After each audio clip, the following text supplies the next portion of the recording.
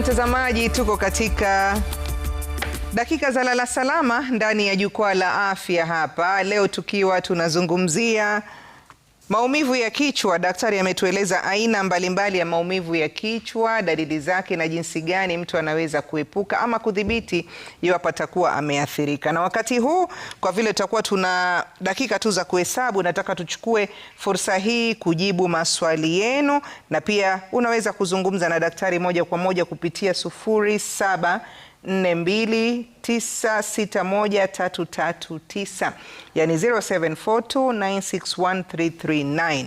Daktari, kuna aina moja ya maumivu nakumbuka tulikuwa tumetaja, ukasema kwamba mtu anaumwa nyuma huku kwenye kisogo. Sasa huyu anasema, je, kuumwa na kisogo kisha unashindwa kuzungumza, shida yake inaweza kuwa ni nini? Kwanza nituulize mtazamaji. Tulisema kuumwa nyuma ya kichwa kisogo, mara mingi unapata watu wako na shinikizo la damu ndio ambao wanapata shida za kuumwa na kichwa, hasa kwenye utosi na pia kwenye kisogo. Na kushindwa kuongea, hiyo sasa tunasema ni paji la uso. Hapana, ulisema ni juu kabisa utosi. Kwa hivyo hapa na nye kisogo. Okay. Kwa hivyo huyo ambaye anaumwa na kisogo mara mingi ni kuuliza pressure yake iko vipi, maanake inaweza kuwa ni pressure iko juu. Na pia hiyo sasa kukosa kushindwa kuzungumza, hiyo sasa inaashiria hatari zaidi. Kwa sababu kuna wale wanapata ile tunaita transient ischemic attack, na unapata watu wengi wako na shida ni kama ni stroke, but ni stroke ambayo inajitibu kwa muda, inaitwa transient ischemic attack. Na wakati mwingi unapata watu ambao wako na shida ya pressure, wengine wanapata hiyo. Kwa hivyo mtazamaji, ni vyema aende angalie pressure yake iko vipi, na kwa sababu hiyo kushindwa kuongea ni hatari, inaashiria hiyo maumivu ya kichwa yana hatari. Kwa hivyo asikae, aende akamwone. Hayo si ya kawaida. Esther kutoka Chuka anasema, swali langu ni, nimekuwa na maumivu ya kichwa ya forehead kwa siku 3 sasa. Bati yangu nikiinama ndio inakuwa painful zaidi, na nakuwa na uchungu kwa macho. Shida inaweza kuwa nini, daktari? Sasa huyo ameonyesha dalili zote za kuwa shida iko kwenye sinus. Kwanza hiyo ukiinama inakuwa zaidi, huyo aangaliwe kama shida yake ni sinus. Okay. Anasema, asante sana Mwanahamisi kwa kipindi. Swali langu nauliza, mimi huumwa na kichwa kwa chini ya utosi kwa muda mrefu, huwa ni nini? Sasa kulingana na zile dalili, muda mrefu ni muda upi, inakuja vipi? Sasa ningemshauri kwanza mtazamaji ajue hii kichwa inakuja wakati upi, inasaidika na nini, na pia kuangalia sasa kama inakuja wakati hujalala vizuri, hujakula ama hujakunywa chai. Kuna wale wanakunywa na chai, imekuwa muda mrefu, kuna dalili zingine. Hivyo ndio itasaidia kujua haswa chanzo cha kichwa kuuma ni nini.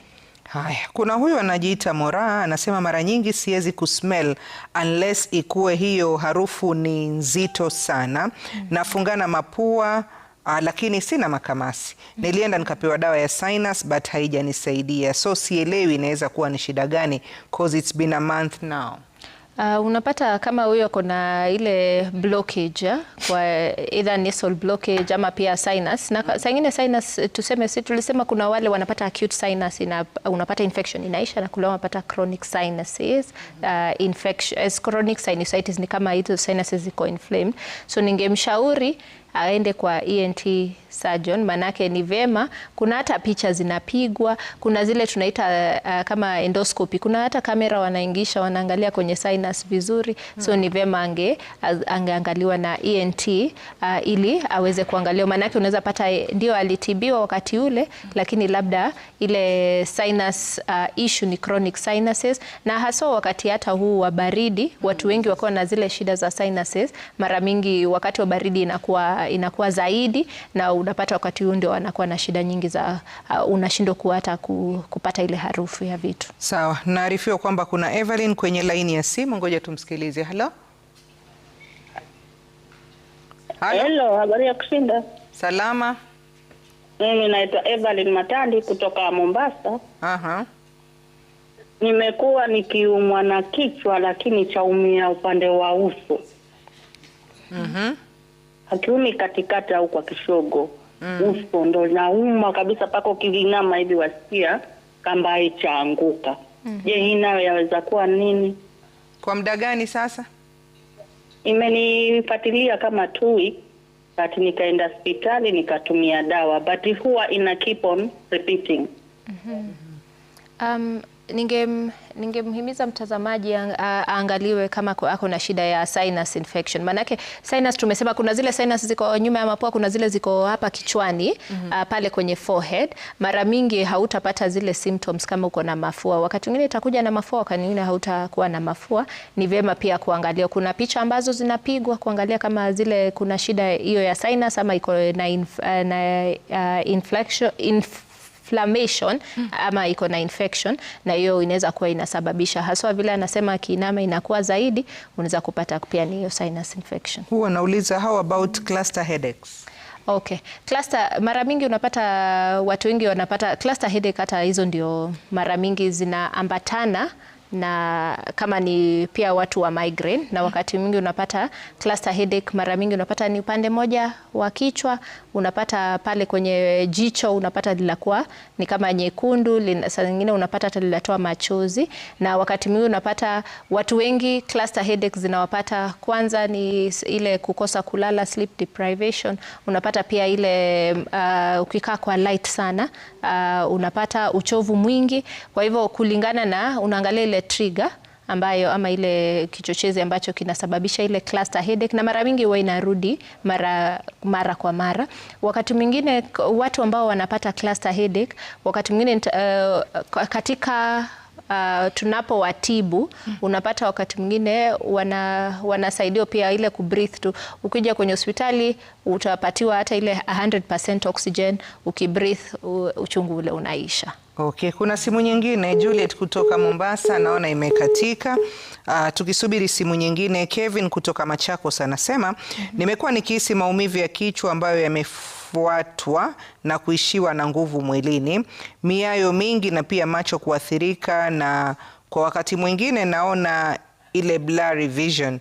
Alafu ilianza na ile jaw clicking. Kuanzia hapo ndo nilianza kusikia hayo maumivu. Je, daktari, inaweza kuwa nini? Sasa kulingana na hizo symptoms ambazo amesema, mio kukosa nguvu mwilini na pia ile blood vision, ni vyema mtazamaji aweze kuangalia hospitalini, manake vile amesema about ile jaw clicking, wakati mwingine unajua kuna ile tulisema TMJ, but vile amesema hivyo kichwa kinauma, hakiumi kama ile nerve ya TMJ, manake nerve ya TMJ inakuwa ni kama umewaka moto kwenye kichwa.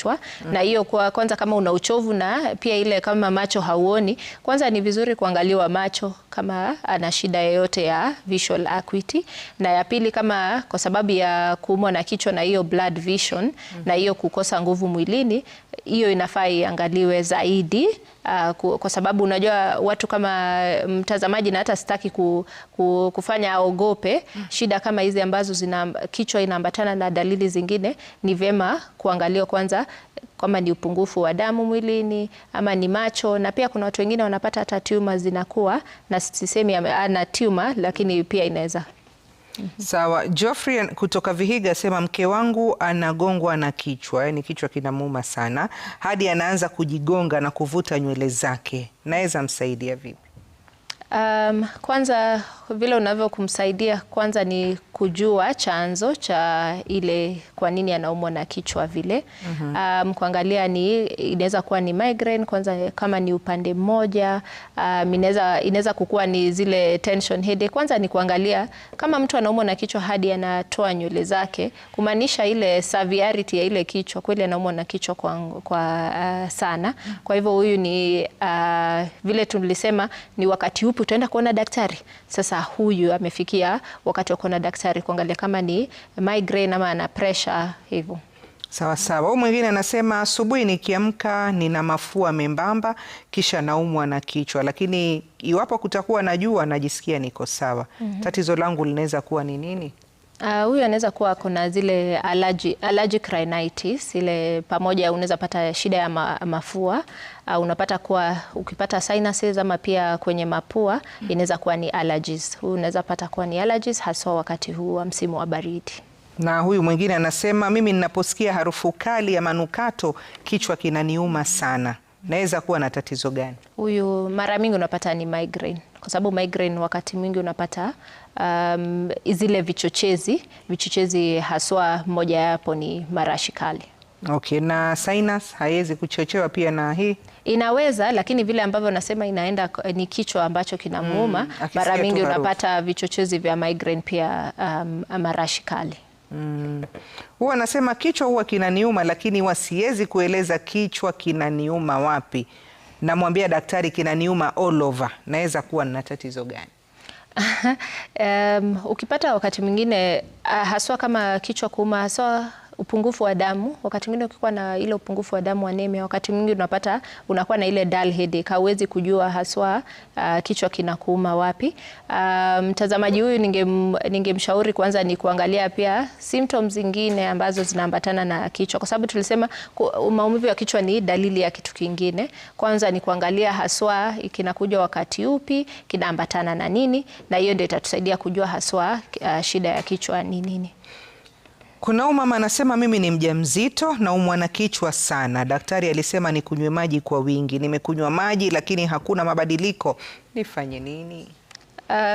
Kwanza ni kuna zile katika mtu anapokuwa katika ujauzito, kwanza kumwona kichwa inaweza kuata ile hormones kwanza, na pia uchovu, wakati mwingine upungufu wa damu, na pia kutopumzika vizuri, maanake wajawazito wanakuwa sengine wanachoka.